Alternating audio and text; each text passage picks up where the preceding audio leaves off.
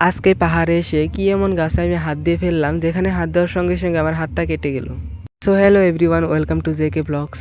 আজকে দুপুরে ঘর থেকে বেরোতেই দেখি আজকে অনেকদিন পর কড়া রোদ উঠেছে। তারপর আমার কিছু খেতে ইচ্ছে হয়, আমি সঙ্গে সঙ্গে চলে যাই পাহাড়ে। পাহাড়ে এসে আমি দেখতে পাই ডালিমটা এখানে পেকে রয়েছে।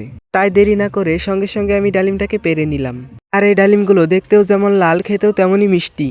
তারপর আমি যখনই জঙ্গলের রাস্তা দিয়ে কিছু উপরে যাচ্ছিলাম, তখনই আমি জুমঘরের সামনে এই সুন্দর মশলা গাছটা দেখতে পাই। আর আমি এমনই 10-12টা মশলা গাছ আমাদের জুমঘরের সামনে লাগিয়েছিলাম।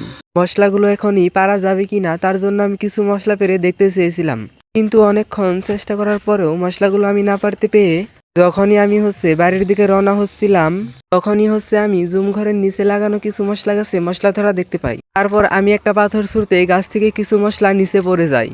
আর এই মশলাগুলো আপনারা চা পাতের পরিবর্তেও ব্যবহার করতে পারেন। এই মশলাগুলো দেখতে কিছুটা লেবুর মতো। এই মশলার ভিতরের কালো বীজগুলো ফেলে দিয়ে উপরের অংশটা মশলা হিসাবে ব্যবহার করা হয়। আজকের ভিডিওটা আমি এখানেই শেষ করছি। দেখা হচ্ছে নেক্সট ভিডিওতে।